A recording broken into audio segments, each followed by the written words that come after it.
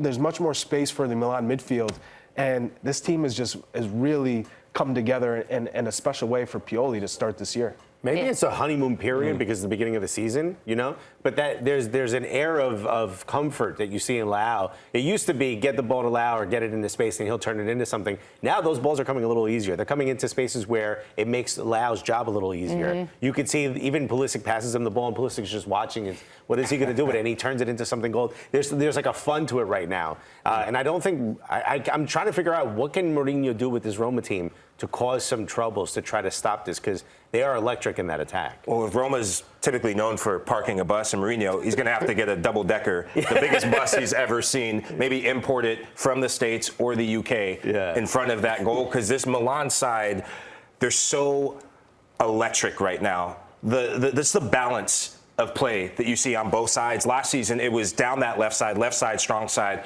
with Hernandez and Rafael Leão, and it was a Rafael Leão dependent Milan side. They're no longer that.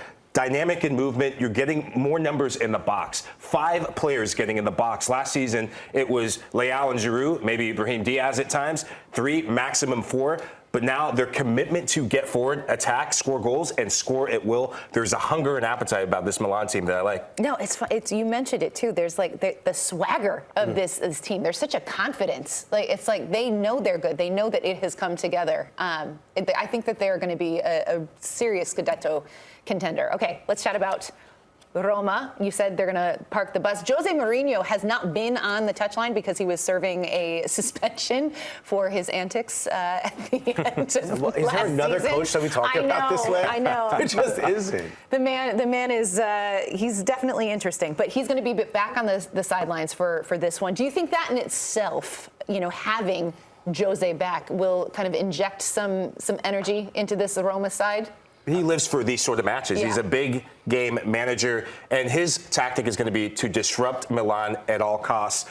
For Roma, it's slowing the game down. They don't have the mobility in midfield and around their back line to keep up with this Milan side who wants to go end-to-end and hit them on the counter. For Roma, you have to be smart in possession. And then when you have your chance, I think set pieces is what's going to make a difference. Chris Smalling is adept at set pieces. Getting set-piece goals could be their way to success. Well, I think the trouble is no Dybala. So Dybala's injured, and you hope that Lukaku plays. I don't know, it might be too short of a turnaround for him to play in this match, but they've always lacked something going forward. And I think if Roma are to get a result, this is a draw. This is a 0-0 draw. Maybe it's a 1-1 draw.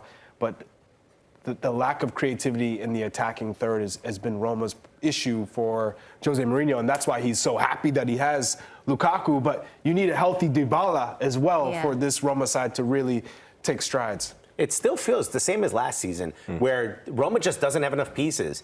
And if you're going to get Lukaku, that's an extra piece. Marco said yesterday he's not going to be able to stop goals from going in. He's only going to help you score goals. He's not going to help you on the defensive side, which they certainly need help. But you need Lukaku and Dybala together. You absolutely do. So I want to see them start to build that, camaraderie and that chemistry.